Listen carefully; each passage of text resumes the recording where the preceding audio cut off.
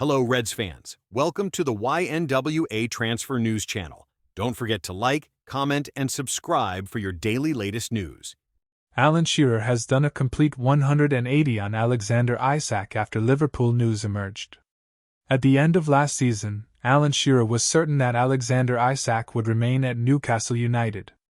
However, just over 2 months later, the Magpies star striker has dropped a transfer bombshell after expressing his desire to explore other opportunities away from St James Park, leaving Shearer to perform a remarkable 180 on his stance. Speaking the Rest is Football podcast in May, Shearer was confident that Newcastle's recent success provided them with considerable clout in retaining Isak. Just before Liverpool's interest emerged, the Magpies icon said, "Got to keep him and they will, I'm pretty sure of that. Because of their success this year and because they're in the Champions League, there's not a worry in my mind that he's going anywhere. He'll be a Newcastle player next season. He's a very, very, very good player." Since joining from Real Sociedad in 2022, Isak has netted 62 goals for Newcastle. One of those goals even contributed to Newcastle beating Liverpool in the Carabao Cup last season, the club's first major trophy in nearly 70 years.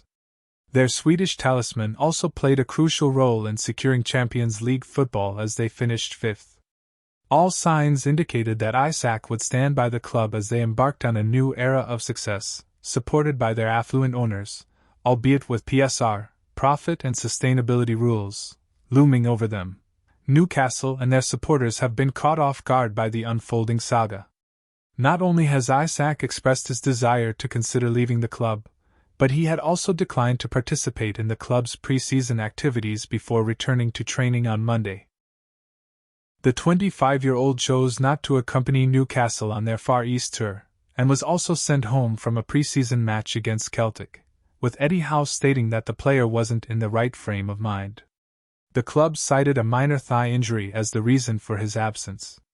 However, the situation took a twist when Liverpool submitted a staggering £110 million bid for Isak, an offer that Newcastle promptly rejected, leading the striker to train alone at his former club Sociedad. Newcastle are now considering RB Leipzig's Benjamin Sesko. A second bid has now been submitted for Sesko after the initial offer was turned down, as they aim to secure a replacement should Liverpool return with another substantial offer for the unsettled Isak. Meanwhile, Newcastle boss Eddie Howe still hopes to see his star player in black and white next season. On The Rest is Football this week, Shearer dramatically changed his tune from 72 days ago, performing a U-turn and insisting that if Isak's position remains unchanged, then Newcastle will have no option but to show him the door, reports the Mirror. "No, I'm not angry at all towards him," Shearer said. "I understand how football works. I know what happens in and around the game. I probably understand his mentality. Do I like it? Do I understand it? Probably two different things. But I know what football is about and I know how it works, and obviously Liverpool have been into him, or his agent. I just thought it might have happened next year, and if it really is impossible for Eddie to turn him around and he says no, and it sounds like that is the case, I want him to be out now. You get your big money for him, whoever's prepared to pay that, and you get other people in, hopefully beforehand, and then you move on. As I said, no individual is bigger than any football club, and if he doesn't want to be there, fine, get what you can and get him out and say thanks very much for the memories, off you go." Liverpool receive huge boost as Newcastle make Isak transfer U-turn as agent gives promising update. Newcastle United are now reportedly ready to sell Alexander Isak to Liverpool this summer, with the Swede's agent also giving an update on his future. The Reds are having a brilliant summer in the transfer market, with big-name stars Florian Wirtz, Jeremy Frimpong, Milos Kerkez and Hugo Ekitike all joining. But Liverpool are not done there, with rumors they could still bring in another striker, while there are strong rumors surrounding a potential bid for Crystal Palace centre-back Mark Guéhi. Isak is the chosen one up front for Liverpool, with the Reds always maintaining that he would be their dream signing this summer, which had seemed unrealistic a couple of months ago. However, Isak made it clear to Newcastle last week that he wants to leave and pursue a move to Anfield, with Liverpool subsequently launching a £110 million bid for the former Real Sociedad striker. The offer was turned down by Newcastle, and there were widespread reports that Liverpool have decided not to bid again this summer. But transfer expert Fabrizio Romano and others maintained that Liverpool would be back in for Isak if Newcastle made it clear they were willing to do a deal this summer. Romano said on his YouTube channel over the weekend, "Liverpool today presented their first official bid after the informal discussion they had more than 2 weeks ago with Newcastle for Alexander Isak. The answer from Newcastle to this proposal was no thanks. Full stop. Newcastle didn't say, this is the price. Newcastle didn't say, let's negotiate again next week. Newcastle didn't say, the player is untouchable. Newcastle said no. Offer rejected. Stop." So that's the message from Newcastle, and this is probably why you see now many reports on Liverpool not willing to bid again for Alexander Isak. Because obviously when you see Newcastle that strong on their position for Liverpool, it would be pointless to go and send bids every day, every hour for Isak. But internally Liverpool know that this is part of the game. It's still the beginning of August. There's still plenty of time to go before the end of the transfer window. Also, Liverpool expected Newcastle to be strong on their position, especially because of one reason. The only way for the Alexander Isak deal to happen this summer is if Newcastle find a top striker on the market, and decide internally to let Isak go to Liverpool. That's the only way. Liverpool wanted to show to the player, okay, we are really ready. That's not just an informal conversation. That's not just a verbal proposal. It's an official bid. So Liverpool sent a clear message to Alexander Isak. We are here. We are ready. We have the money. We are prepared to make something important. Newcastle say no. But Alexander Isak remains on his position. There are reports claiming that Leipzig are about to accept an offer from the Magpies for Sesko, and TalkSport add that Newcastle are ready to reluctantly cash in on Alexander Isak if they land the Slovenia international. The report adds, it is believed that the Merseyside outfit will not meet Newcastle's £150 million valuation of their Swedish prized asset. But they are ready to make a second offer if and when the Sesko switch is confirmed. Isak's agent, Gonzalo Gaitan, has spoken out about his client's future amid interest from Liverpool, insisting that they are close to finalizing his next step. Gaitan told Saudi Arabian outlet Ariadia, "We are already studying and analyzing all options, and we may be close to finalizing the next step for the player." Alan Shearer has given his reaction to Isak wanting to leave Newcastle, with the former striker urging the Magpies to get him out. Shearer told the Rest is Football podcast, "No, I'm not angry at all towards him. I understand how football works. I know what happens in and around the game. I probably understand his mentality. Do I like it?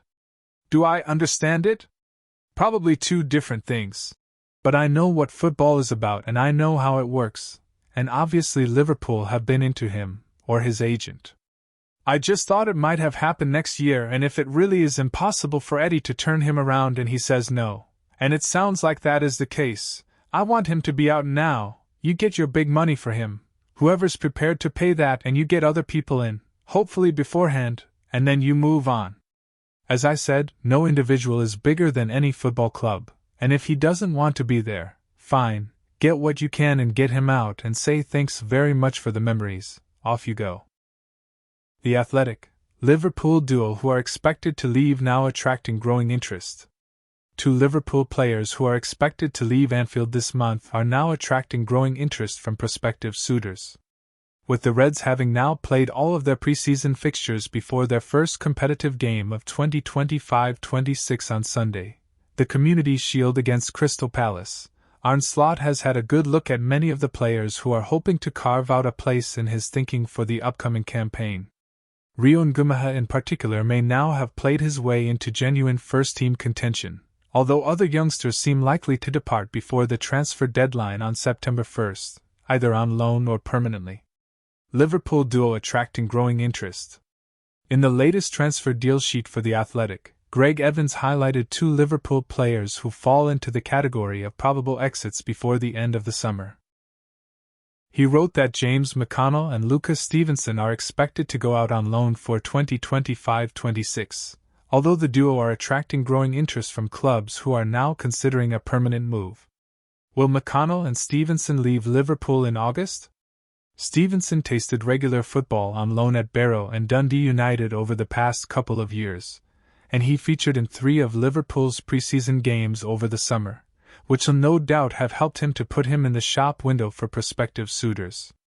Despite one unfortunate header which inadvertently teed up Gorka Garuzita to score in Athletic Bilbao's 4-1 defeat at Anfield on Monday, the 21-year-old has given a positive account of himself over the past month, and his ability to provide defensive cover might yet see Arne Slot retain him for the upcoming campaign. By contrast, McConnell missed the opportunity to stake a claim for first-team minutes in preseason due to a minor injury which saw him omitted from the tour to Asia as a medical precaution, which would have been hugely frustrating for the midfielder.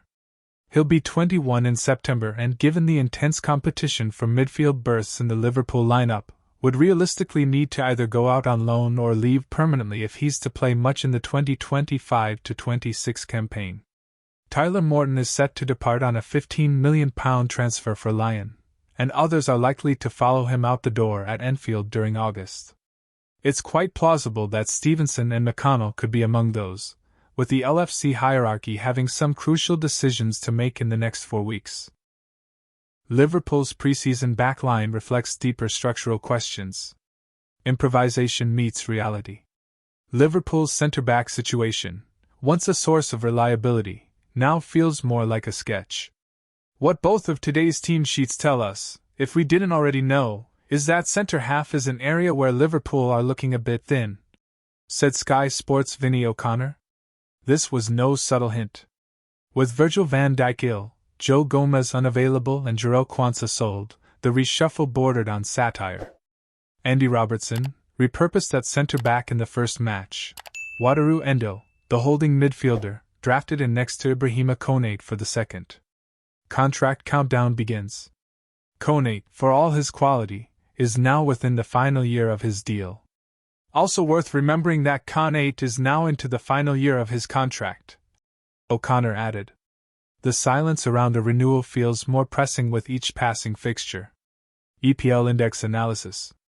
Liverpool supporters have seen this film before. Makeshift back lines, improvised partnerships, and the creeping sense that a lack of decisive action in the market could derail momentum before it even begins. Wataru Endo is dependable, yes, but he's not a centre-back. Andy Robertson is brave and intelligent, but his positional sense is honed for the left flank, not the heart of defense. These are short-term band-aids on what now feels like a long-term issue. Fans are justified in asking questions. Why was Jarell Quansah moved on with no immediate replacement lined up? Why is there no clarity on Konate's contract situation with the season looming? If Liverpool are building something under Arne Slot, the foundations must be stronger than this. No one expects a Galactico-style splurge, but a signing in central defense is not extravagant, it is essential. One injury to Konate, and the structure collapses. With domestic and European challenges ahead, Liverpool simply cannot afford to walk the tightrope again. A centre-back must arrive. Thank you for watching. Like and comment. Subscribe.